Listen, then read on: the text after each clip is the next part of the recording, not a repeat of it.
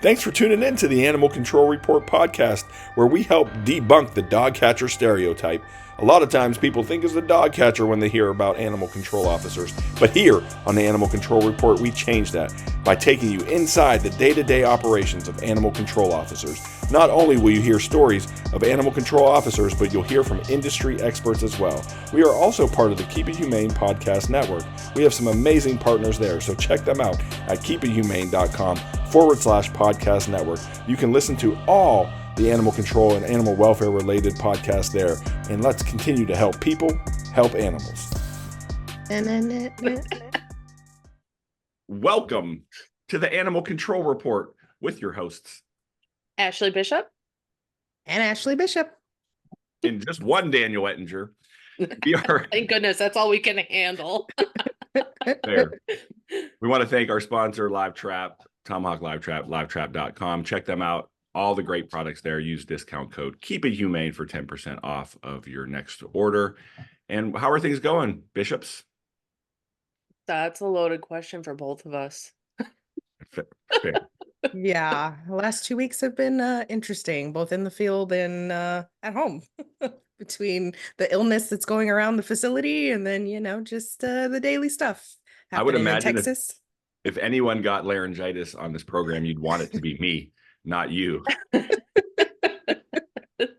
No, it was rough. It was rough. My staff had a lot of fun with the days that I was at work, just talking like Squeaky McSqueaker. Oh my goodness. I would have loved I would have loved to hear that or heard that.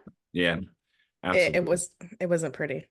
We have an action-packed show today. I'm excited. We have NACA joining us. That's the National Animal Care and Control Association. So stay tuned for some of that stuff coming up. And Ashlee Bishop in Wisconsin. How are things up? Well, that's loaded. I'm currently working towards keeping animal control within our community. I don't want to go into a whole ton of detail at this time, but we will definitely address that at some point. Yeah, that's a whole series of podcast episodes when we get that.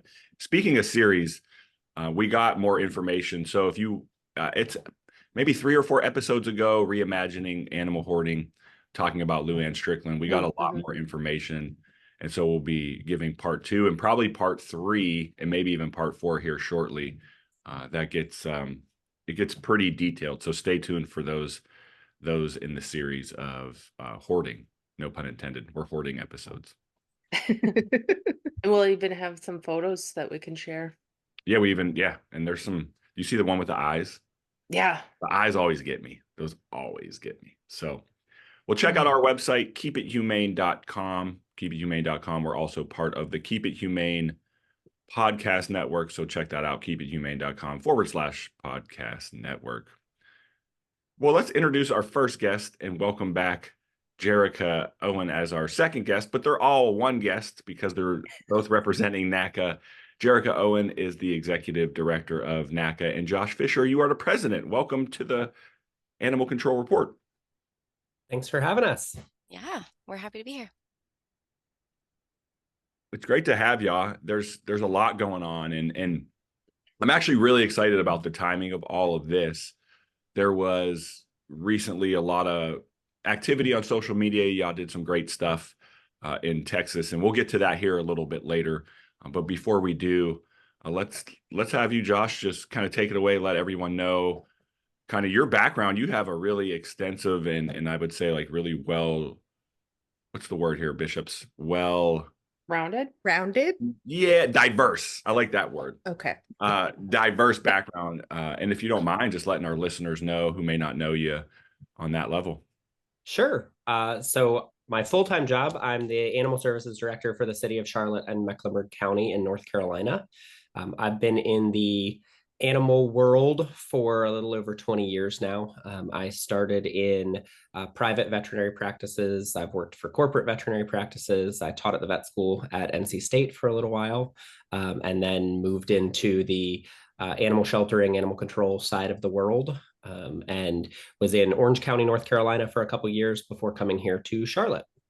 And in Charlotte, our animal services falls under the police department. So I report up to the chief of police. And we have the largest animal welfare org in our state. We've got a staff of just over 90 and take in between 10 and 12,000 animals a year right now. When I first started, it was closer to 20, but we're reining that in a little bit. But we are the major metro city in North Carolina. We've got, I don't know, 543 square miles and about 2.2 million people that we serve. So fun times. That's a lot. That's How big is- bonkers. Just totally random. How big is the building that you guys operate out of? Not big enough. So I was gonna say the same Fair. thing. Probably not big enough.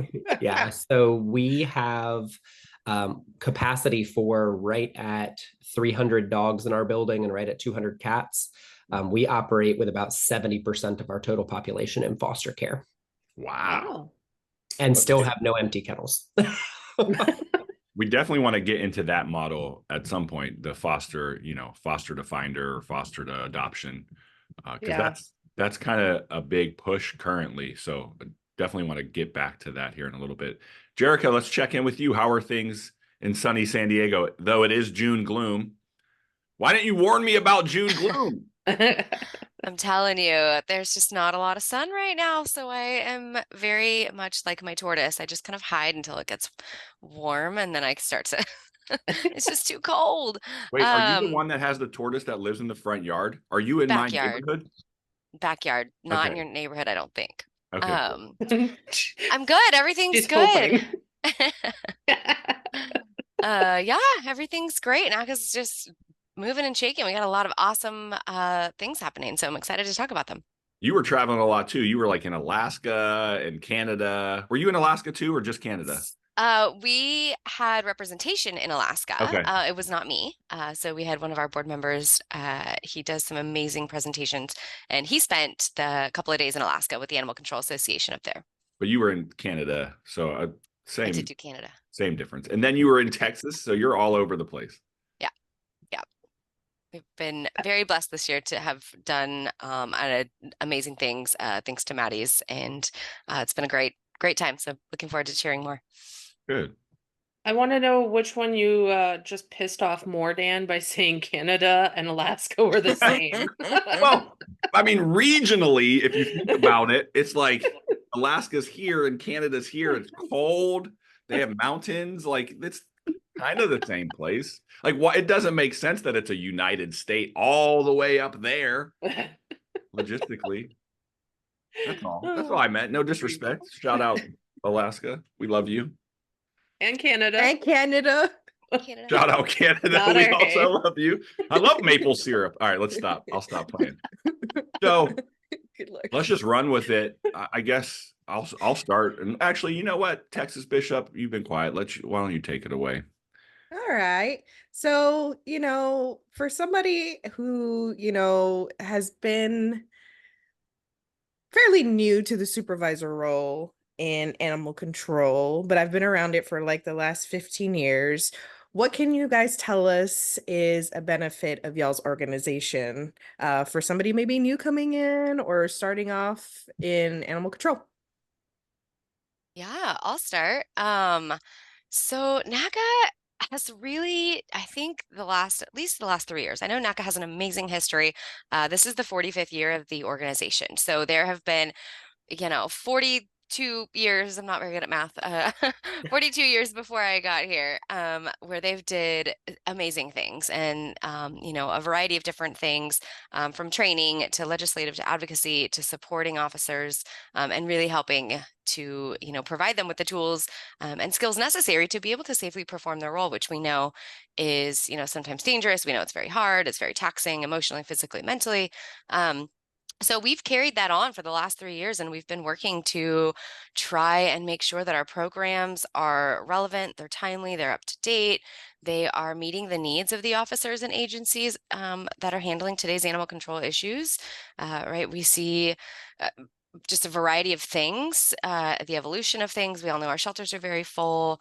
So we're just working to make sure that animal control members and non-members, have what they need. So we pretty much are in service to the animal control officers and the agencies. So we get emails asking for, support with letters of support for various different things.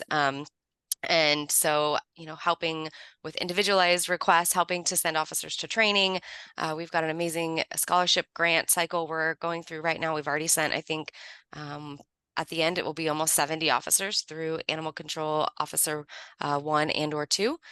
So we've got some amazing, things that we're trying to do to really help support the landscape, because we know it's challenging and it's complex, and it's very different across the country. So what one animal control officer here in California is dealing with is very different than maybe what an officer, across the East Coast is dealing with. There's still some similarities, but how can we, support both? So I'll stop talking, let Josh jump in and see if there's anything that he wants to share.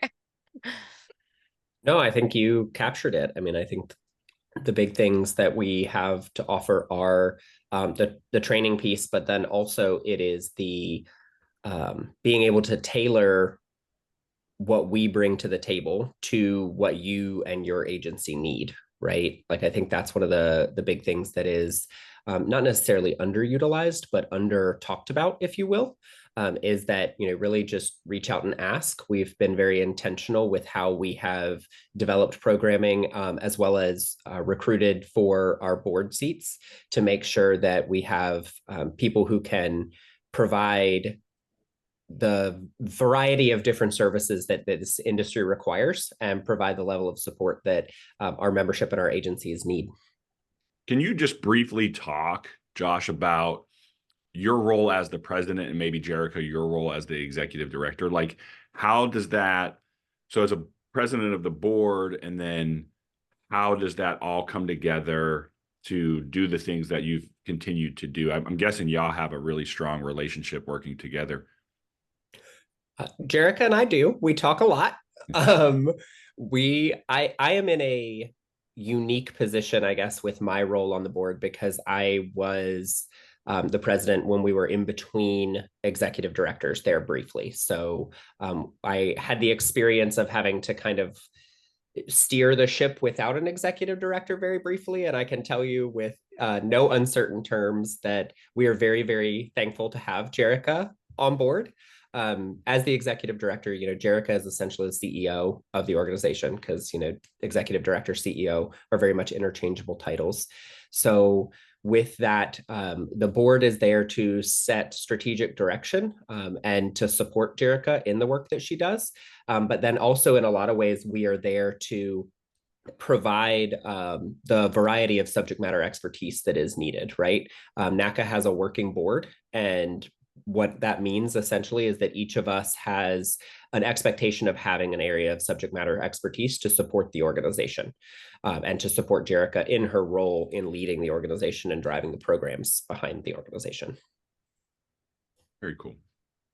Yeah, and I think from my perspective, right, because I have been a sort of one-woman show, the only staff member for 3 years, up until about a month ago, we did just hire a second person. So it's been amazing to have the help.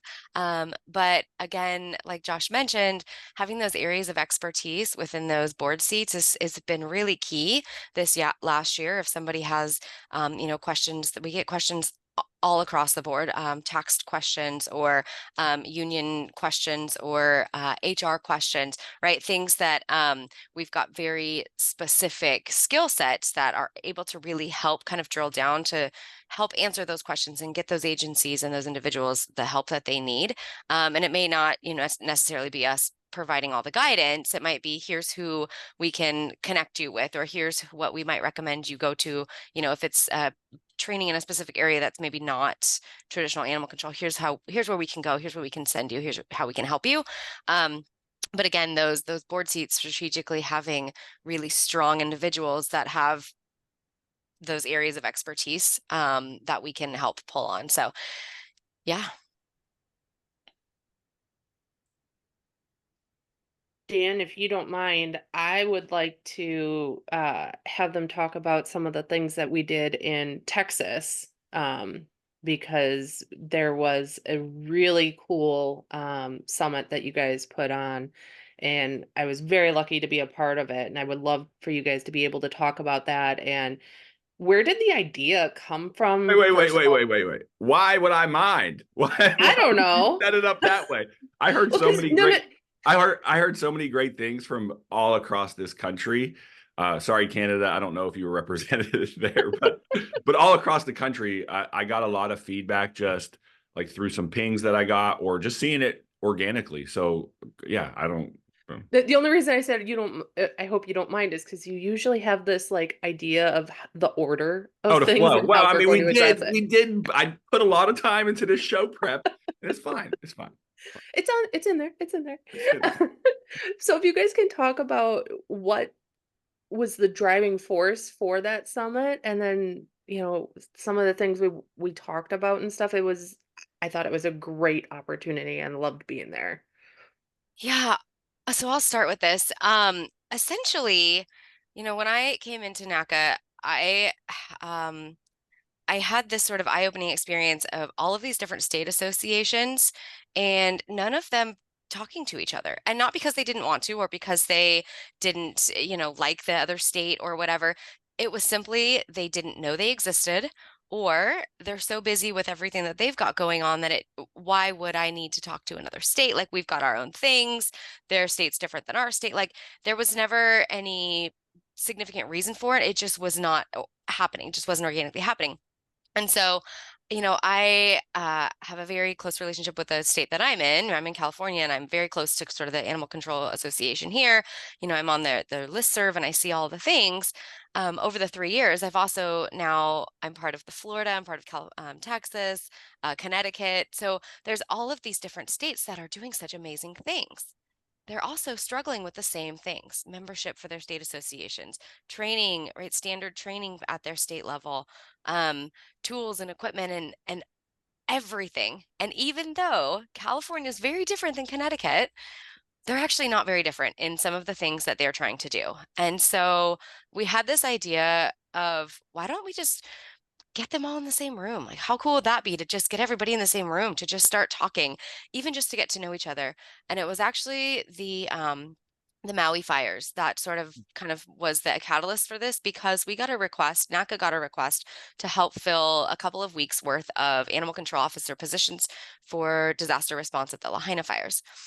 And of course, I was like, okay, yes, 100%. But instead of kind of going across the nation, because there was not a lot of travel reimbursements, we went to the West Coast because that's a shorter way to get there, better use of resources. And so I did California, um, Arizona, Oregon, and Washington. And I connected the five of them, and I just said, hey, we need to fill some seats. We're looking to do this on the West Coast because of the reimbursements are going to be more affordable. And those 5 states kind of worked together, and we were able to fill those seats within less than 2 hours. We were able to fill every single role for, I think it was at least 3 weeks. We may have extended it to the month. But just like those 5 states working together on one simple thing, we handled it so quick, so efficient. And it just sort of was like, wait a second, what if we all got together? Like, we're facing some really significant challenges in animal control across the country. Like, what if we all just sort of started talking and working together, right? And kind of moving this needle in the same direction.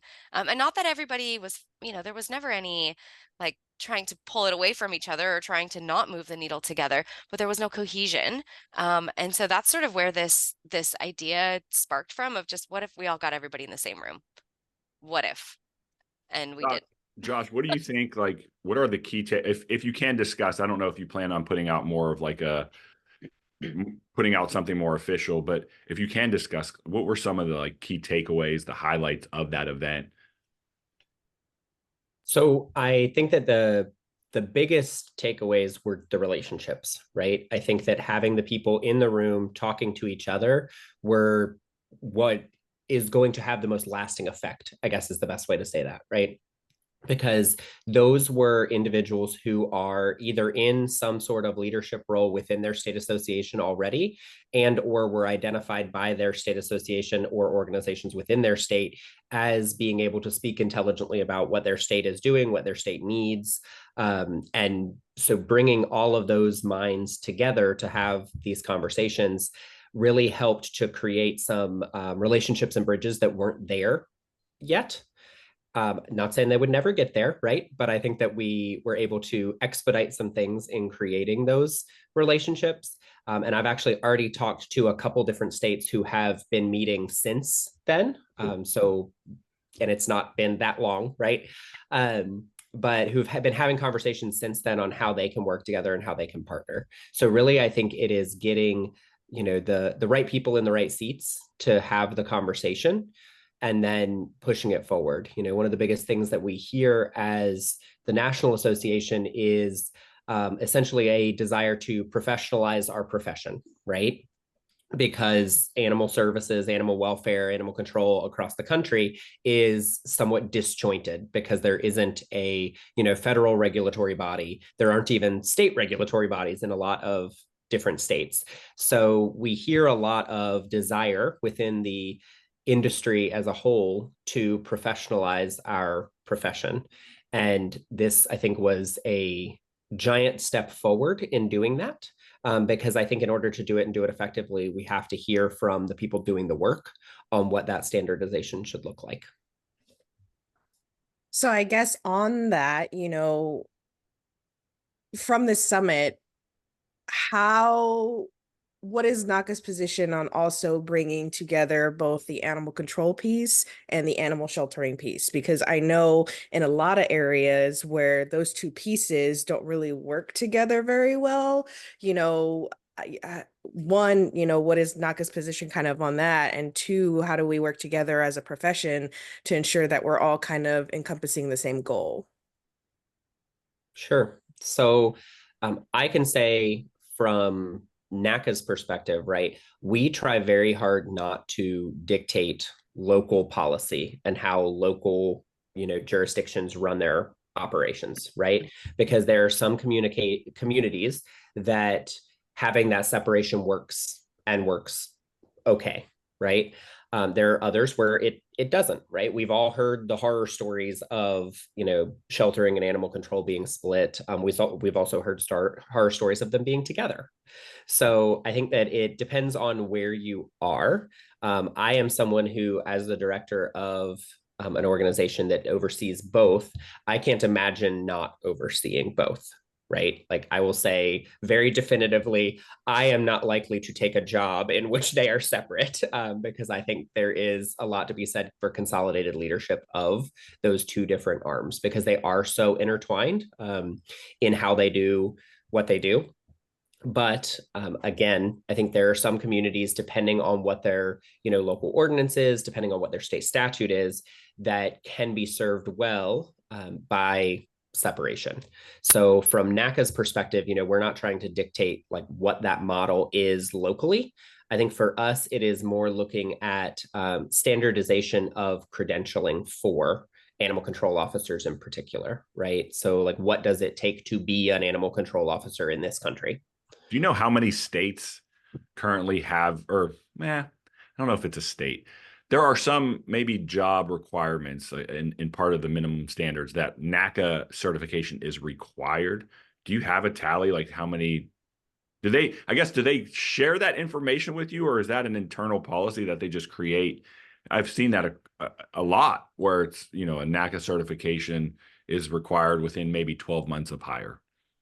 Yeah, I So, can just, go ahead. Go ahead. I Nope, was just go saying, ahead, Jerrica. anecdotally, Yeah. I think we don't know that number, right? Because again, without having the standards and the professionalism, there is no requirement that anybody meets that expectation or tell us what they're doing. So we don't know, but I can say anecdotally that we hear it all the time, and we have definitely talked to a variety of different agencies or governing bodies that have asked us to, provide a letter of support for requiring their officers to be NACA certified. So we certainly hear that. I guess like where I was going with this long term, and maybe as we plan future for our profession is, can you see a day where there is like maybe a federally, maybe that's the wrong word, but a governing body of an animal shelter outside of just our local Department of Ag or public health? Like, do you think it'll ever be more on a national scale where there are certain standards that are required, or do you think it'll always be individualized? I mean, I So hope. go ahead, Jerrica. No, go for it. I hope. I mean, I hope we can get there someday. You look at other law enforcement and there's absolute standards. You call 911, you know what the expectation of the police and fire is. And so I would love that to be sort of the gold star. But Josh, go ahead. Yeah, I was going to say essentially the same thing, right? So to your previous question, we have definitely seen an increase in the number of agencies, local government, and state governments reaching out about, essentially making NACA training the standard for, either their agency, their municipality, or their state. And I think ultimately what we would love to see is some standardization, right, of what it takes to be an animal control officer within the United States. So, you think about like the AVMA or, being a veterinarian, a veterinary technician, whatever it may be, right? On that side of what we do, there's a federal exam. And then there's a state exam in order to practice, in specific states. So ultimately, what we would really like to see is something comparable for the animal control side of our profession, to have, a federal standard. And then that is not to preclude any state from having, additional requirements for their state, because all state statutes are going to be different. What is allowed in one state may not be allowed in the other, right? But there should be some foundation that is expected of every officer across the country. And then, you go from that federal level to state to local. Well, and Dan, I think too, if by having had the summit and bringing everybody together, I think that that's going to give the opportunity for every state to actually start communicating. And if they can start to actually work together and show that we need something, there's something to be said for, you know, people in numbers actually getting things done. And Absolutely. so I think that'll definitely help. Yeah. Strength in numbers for sure. Mm-hmm. Yeah. I have to say that from a person who comes from a state that doesn't have a state organization, um, definitely one that I want to create.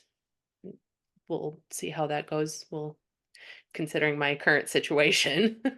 But uh, having been at that summit and having been able to meet all the different people from across the United States, and then, we got sectioned off or had the opportunity to be within our own region. So we got to meet, people directly, bordering our states and things like that. It really was an opportunity that I hope can continue from NACA, and you guys can plan, even if it's not every year, every other year or something, so that we have this excuse, if you will, to get together, because a lot of times, you know, to be able to leave work and things like that and tell our supervisors, hey, I need to go to this. This is a really good opportunity. A lot of times that's not always enough, if we have to create it ourselves. So coming from, NACA, that is, I think, going to be a benefit to actually getting everybody together. And I had FOMO, real talk. Like NACA has put on some great trainings in the past, like in person. And I met some wonderful people from all over the country and networked in that way. And I think, Josh, you talked about it a little bit earlier, that relationship building, those connections are extremely important for us to continue to move this profession forward. And I think we have some great, I know we have some great leadership and the ability to do that. And as we continue to move forward, I would imagine that y'all saw the success of doing this, just the way that it was received. So I'm sure you're already thinking about the next one, I would imagine. So We plan to do this hopefully every year. But we heard a lot of what Ashlee had said was just, I mean, I had somebody come up to me and say, I didn't know that there were other people in this country who were doing the same thing that I'm doing, and that they get together and they talk about animals every year.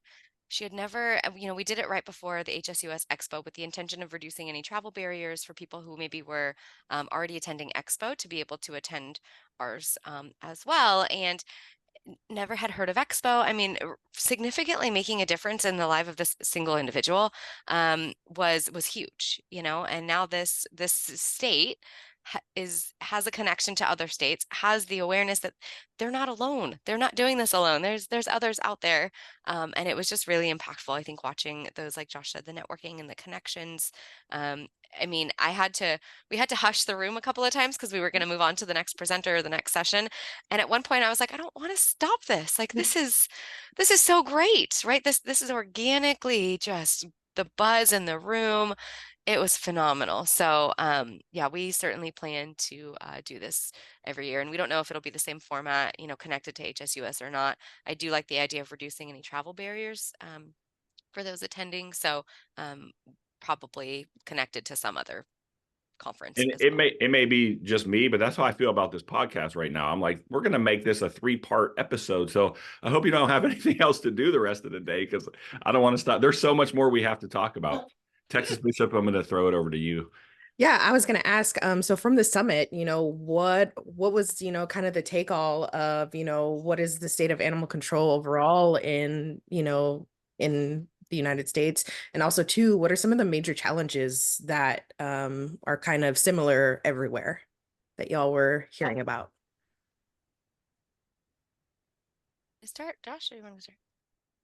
Sure, I can start. So I think the takeaway, right, was a desire to really look at what we are doing as an industry, right, and provide and have some conversation around standardization. Feels like an overgeneralization, right? But it's probably the best word that I can come up with right now. And I apologize. No.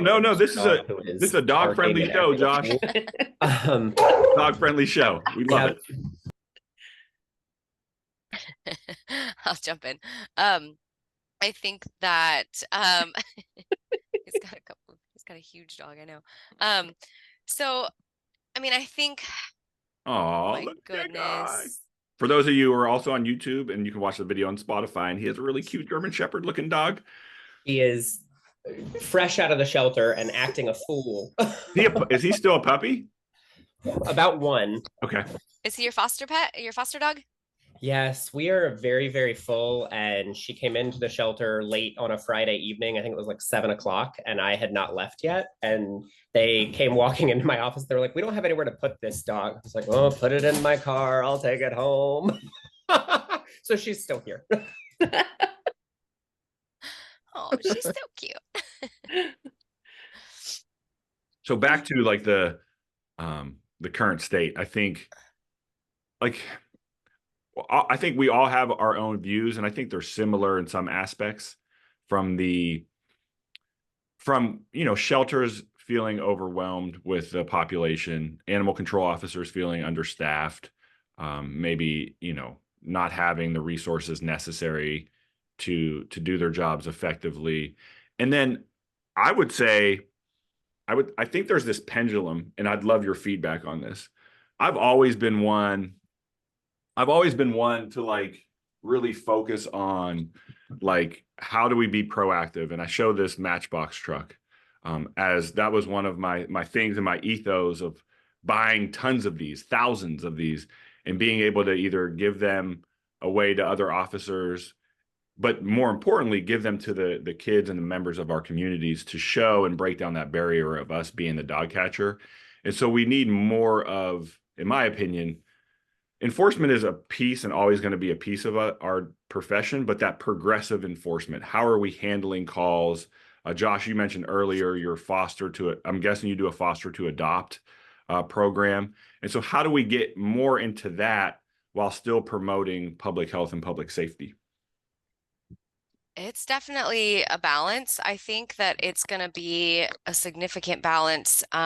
Agencies are grappling with limited funding, overcrowded, increased demands for services in some areas, right? But we still need to work towards, and some are making significant strides in professional development, community engagement, and those progressive programming, that you mentioned. So, um, encouraging agencies to work on community-based solutions, collaborations, enhancement and collaboration within your community to kind of find that balance, right? Again, and I think we talk a lot about finding out what your community needs are. If it's just doing the same old thing because we've always done the same old thing, that's maybe not going to make those significant strides. That's not going to help you.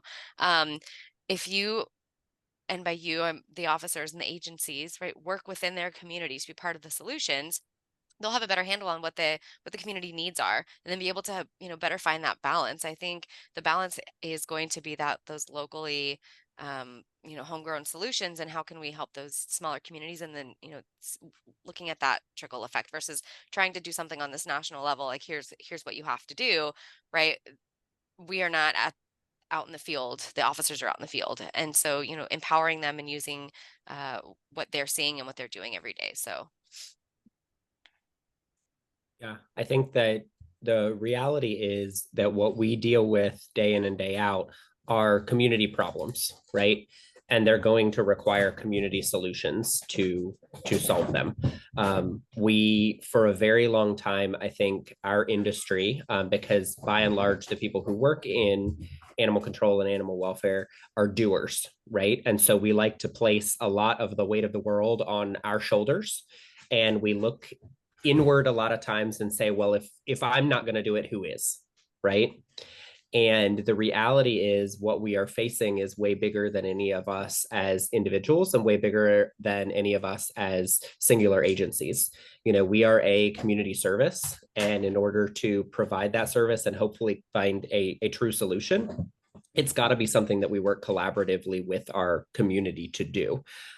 We can't be the end all be all of all things animal related, right? Like, we have to leverage the other organizations within our community that work in this space. We have to leverage our community members themselves, right? So I know, we're very fortunate in every community I've ever worked in to have some really talented and really passionate people in our community who may be, bank executives or physicians, right? They don't work in this space, but they still have a lot to offer in this space. And so it's really making all of those connections and leveraging those connections to provide that community service that's going to help move the needle.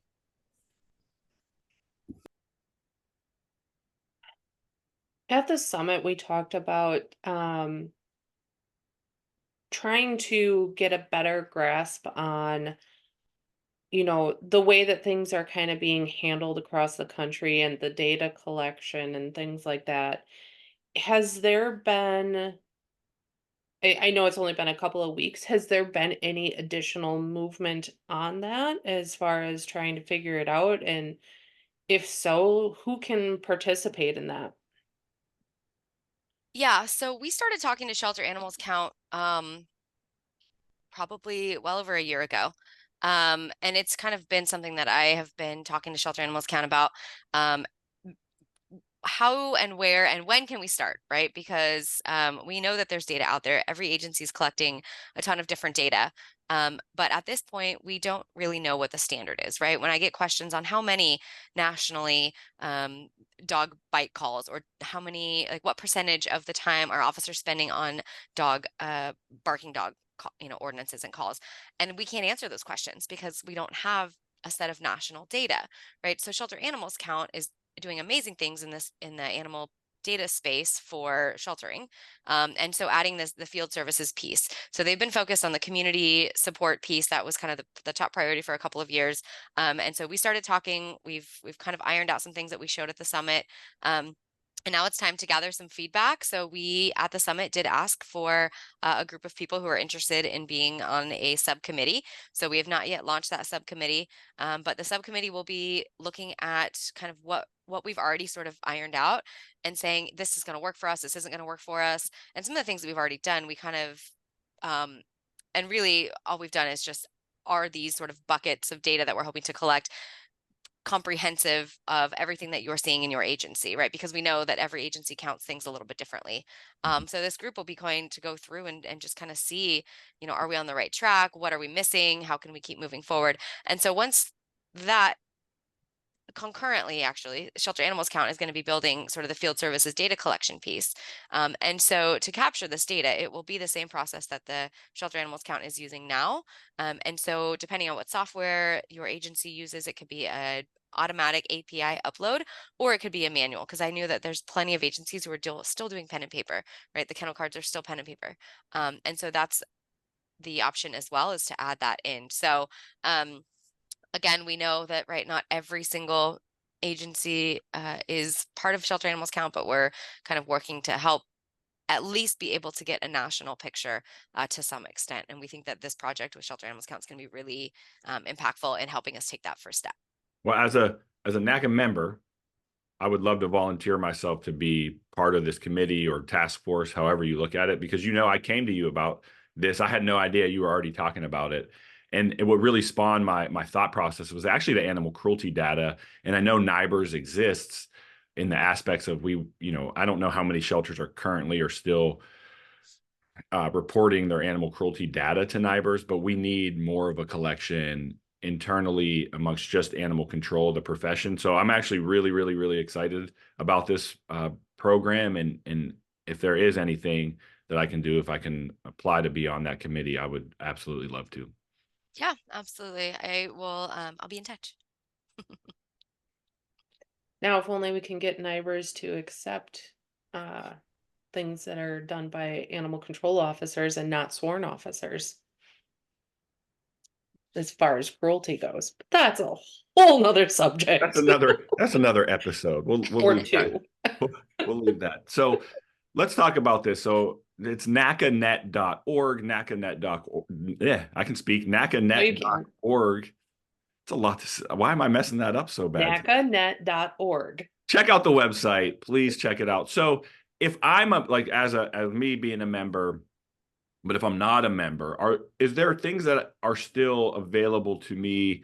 So, because what I've heard is sometimes maybe an agency that somebody works for doesn't want, for whatever reason, maybe doesn't have the finances. I don't want to get into the why, but maybe they're just not.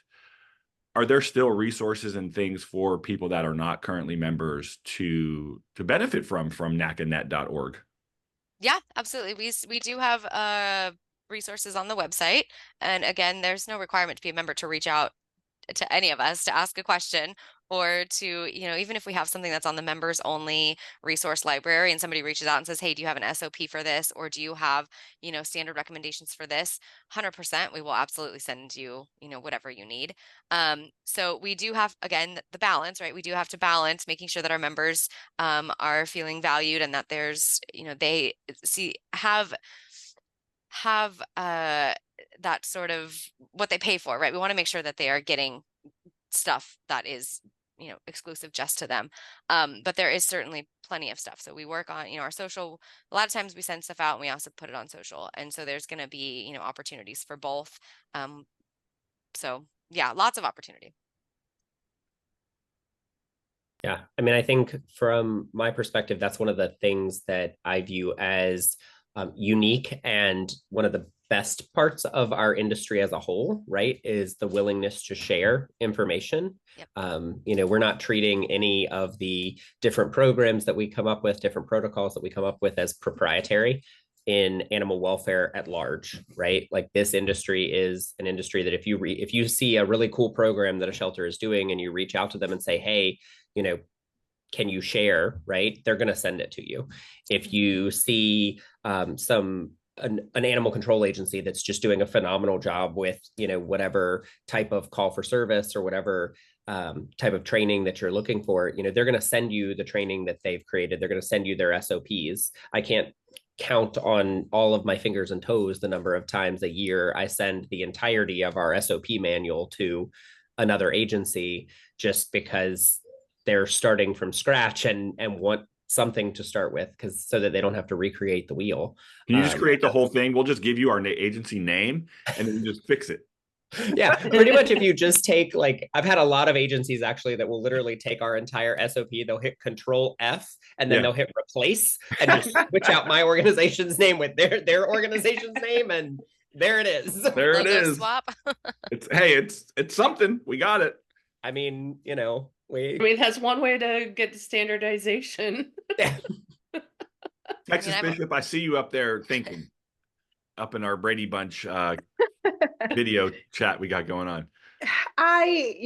For me, the whole reason why I got into this industry, I started off in an area of our state that is hit hard by the issues that we have in our industry. So, the Rio Grande Valley is hard hit from everything, from not having enough resources to not having enough employees. Where do you guys see our profession in, the next 5 years? What does NACA want to do for those of us who are trying to change the image? We're not the dog catcher. We're not the dog pounds anymore. We're here for the community. What are NACA's plans for the future? So I absolutely what you just said, right? We are not the dog catchers, and we are not running and operating pounds. And so utilizing our space and our voice to help amplify yours and help amplify those that are doing the work, and stepping in and supporting where needed. So, training programs, and really doing what we can to support those who are doing the work. I mean, I said it before, I feel like I work for every officer in this country. They don't work for me, I work for them. And is there anything that we can do to help support, right? And if there's anything that we know in our industry, is that it's always changing, and that what today's issues are may not be what tomorrow's issues are. And so how can we stay relevant? How can we stay timely? How can we make sure that whatever we're offering and putting out there is what's actually going to be helpful? And we can't do that without asking, right? And out being in those communities. We'll be in 32 different states this year, talking to officers. And so that's why I was in Texas, right? We were in, Josh and I just got back from Illinois, 32 different states that we will have been talking to officers to find out what they need, to find out what those challenges are. Alaska had 19 officers attend their conference, right? And when you think about that compared to some of the other conferences, that's tiny. But for those 19 officers, we have been able to make significant support for them to help them with whatever they're facing. And whatever they're facing is actually things that we're finding that maybe officers in Texas are also facing. But how can we, make it so they have access to what they need, and the training, the education, the tools, the skills, whatever it is. But again, for those 19 officers, that having us be able to be there to talk to them, to help them, has been amazing. Well, I'm really looking forward to seeing somebody from NACA at the next place that some of us will be at. I'm sure we'll cross paths soon. One thing that I always go to the history of the profession in the United States, and I'm sure bishops are probably bored with me talking about the history. Never. So there was a publication, you can buy old copies on eBay, and it was called Our Dumb Animals. And it was a publication to really help spread the humane treatment of animals and update people. And I know, NACA, you have your publication that goes out electronically. Do you still send out hard copies, or is it all electronic? It's all electronic. So Good. the printing cost was nobody does astronomical. print. Yeah, nobody really does print. But where I'm going with this, and something that I feel like it kind of just had the light bulb go off. Maybe that's something that we're doing on this program. So obviously grateful as you as our guests, grateful for our hosts to be able to continue that. But what I see in the industry is individualized things. So, and I don't need to name all the different agencies, but what you just did with the summit, is there a way that we can either figure out ways to put out like one newsletter or one current state of animal welfare by pulling our resources together and saying this organization's doing this really impactfully, instead of it being all over the place, having to go to all the different social media sites? I would love to see something like that. And I don't know. I just don't know how we would accomplish that. And I would just love your thoughts. So I will throw out there. I think that we're starting to see some of that, in that, at least at the national level, right? In that the national orgs are talking more and are utilizing some of the same forums to push information out. So if you think about the and I can't even think of the name of it, forgive me, the Maddie's Fund Pet Forum. There we go. All of the different orgs are using that, right? Like, so HSUS, the A, Best Friends, Maddie's, Petco Love, they are all actively posting in that forum. So that is a place in which all of the different nationals are posting, but also state associations are posting, local agencies are posting. So it's, I mean, it's essentially like it's a forum, right? It's people asking questions and then a variety of different responses being thrown in there. So I think that there is some of that is happening right now in the conversation space, right? From a publication side of things, I think that there may be opportunity for more consolidated communication as far as, like, when NACA sends our e-newsletter out, we have things from other nationals in that. Okay. I think that there is, just to be very candid, right? There is a challenge in that the majority of the nationals that we're talking about, the majority of the large state associations that we're talking about are nonprofits in their own right. And so there is a, requirement essentially for them to continue to exist and continue to do the good work that they're doing to fundraise. Sure. And part of the reason, or part of the way in which they're fundraising, is getting that information out, putting those newsletters out. And, NACA is no exception to that, right? We're a 501c3 that has, to fundraise and grant write, et cetera, to, continue to do the work that we are doing as well. So I don't think that I don't think we're in a place where we're going to be able to all, push everything out in the same way, because we're going to have to still cultivate those donor pools. But I do think that, especially from the, quote unquote, internal side of it, if you will, like internal to the industry, things like the Pet Forum coming into existence are ways in which we're seeing a little bit more of that consistent communication across the board. Very cool. That's something I'm going to look into, because I think we need to continue to, the only way we truly advance is by working together. And I'll take ownership of some of the things that, like, I may have said on this program or in trainings, and sometimes my impact doesn't match the intent. And so I'm aware of that, and I'm really working hard to kind of change that, because I am such a believer in this profession, how we can help people and help animals. And I can't do that by creating roadblocks or enemies. And so I just, as we wrap up, we have a few minutes left, but I want to say that genuinely, is that the word? Yeah. I really appreciate both of you taking the time out today to join us here so we can continue to have these conversations. You're both always welcome back on the show. We're always happy to promote the work that NACA is doing. And I was really excited to hear,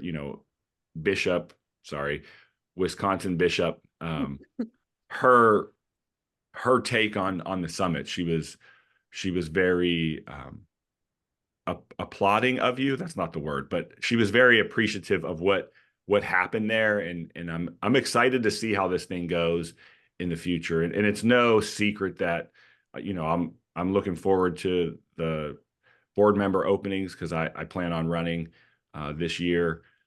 I don't have a campaign slogan, except maybe I do, but because I want to be able to contribute in different ways and continue to work on those relationships. And I think at times, sometimes your first impression of somebody, or the small percentage that you get to meet and talk with somebody, doesn't necessarily give you the full picture. And so actually working with people on projects and working together as a team, I'm looking forward to it. So whether I can help in a board member position, or, as I mentioned before, just as a card-carrying member of NACA, I'm here to do so. Awesome. We do have committees as well. So we have like, on our website, there are committees. So we want to, like I said, aside from us being out there, we want to hear right from ACOs and we want to hear from those doing the work.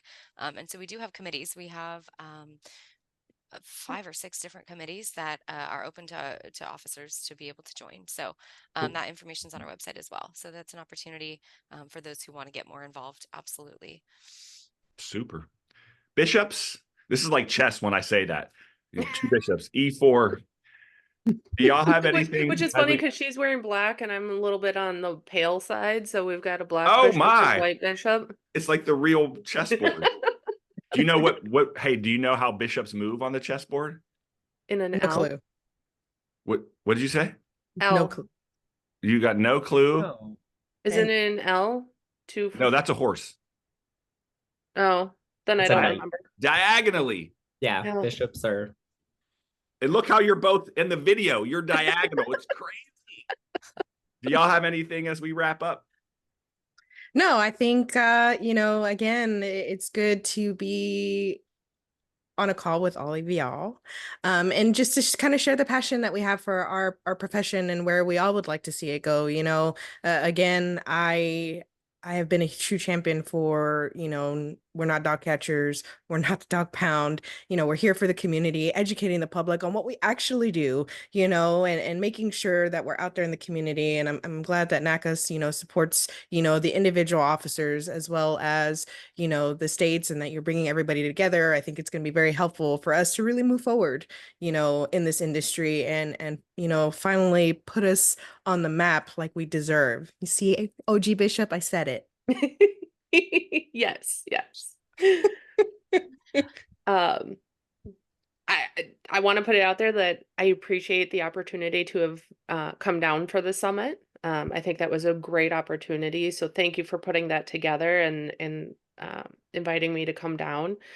I can't wait to see how it's going to go forward. And I really appreciate you guys' time coming on today to talk about those things.